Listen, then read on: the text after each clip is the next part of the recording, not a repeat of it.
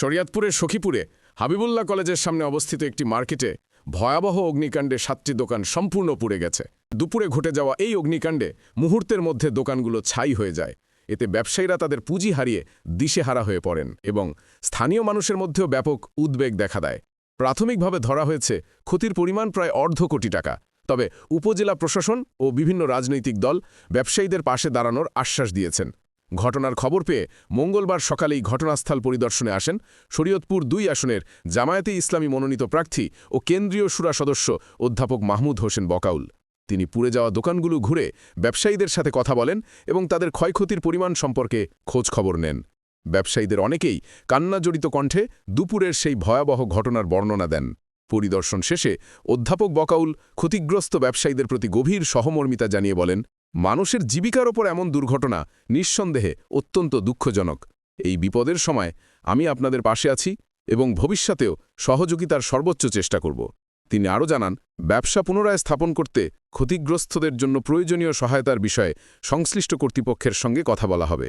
স্থানীয়রা জামায়াত নেতার মানবিক উদ্যোগকে স্বাগত জানিয়েছেন এবং এ ধরনের দুর্ঘটনা প্রতিরোধে বাজার এলাকায় স্থায়ী অগ্নি নির্বাপন ব্যবস্থা গড়ে তোলার দাবি জানিয়েছেন। অগ্নিকাণ্ডের সঠিক কারণ এখনও নিশ্চিত না হলেও ফায়ার সার্ভিসের প্রাথমিক ধারণা এটি শর্ট সার্কিট থেকে শুরু হতে পারে। আমরা আজকে এখানে এসেছিলাম আমাদের এই সখীপুরের গত 3 দিন আগে যে অগ্নিকাণ্ড সংঘটিত হলো, হয়ে এই যে আপনারা দেখতে পাচ্ছেন আমার পিছনের মার্কেটের দোকানগুলো পুড়ে গেল। এখানে ওনাদের অনেক সম্পদ ছিল, সবই পুড়ে ছাই হয়ে গেছে। একটা দোকানেই 4টা ফ্রিজ ছিল।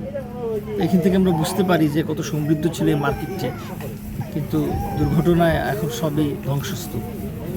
তো কী কারণে এই অগ্নিকাণ্ড ঘটলো আমি যথাযথ কর্তৃপক্ষকে বলবো সেটা খুঁজিয়ে বের করতে হবে এবং এর কারণটা উদ্ঘাটন করে এটা অবশ্যই জনসম্মুখে আসা উচিত।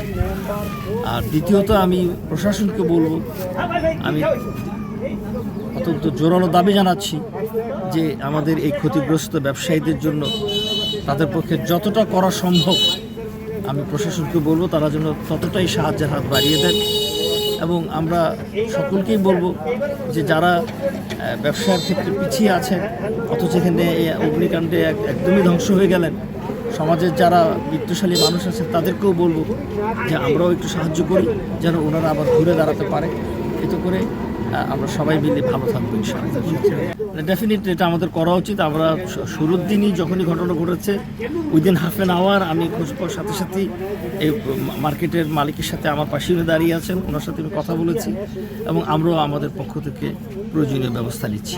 অবগত হয়েছেন বিভিন্ন মিডিয়ার মাধ্যমে যে গত রোববার দুপুর 2টার সময় আমার প্রতিষ্ঠিত এই মার্কেটে আগুন লেগে সব দোকানগুলো বশীভূত হয়ে গেছে। আমিও ক্ষতিগ্রস্ত হয়েছি, আমার দোকানদারও ক্ষতিগ্রস্ত হয়েছে। ইনুসারের কাছে গিয়েছিলাম, ইনুসারের বলছে যে ভাই আপনার যে ক্ষতি হয়ে গেছে সেই ক্ষতি তো পূরণ করার মতো আমাদের নেই, তারপরও যতটুকু আমরা পারি সহযোগিতা আমরা করবো ইনশাআল্লাহ, সেটা আমাদেরকে আশ্বস্ত করছে। বিভিন্ন রাজনীতিবিদরাও আসছে, তারা খোঁজখবর নিয়েছে, তারাও আমাদেরকে আশ্বস্ত করছে তাদের দলের পক্ষ থেকে আমাদেরকে সহযোগিতা করবে।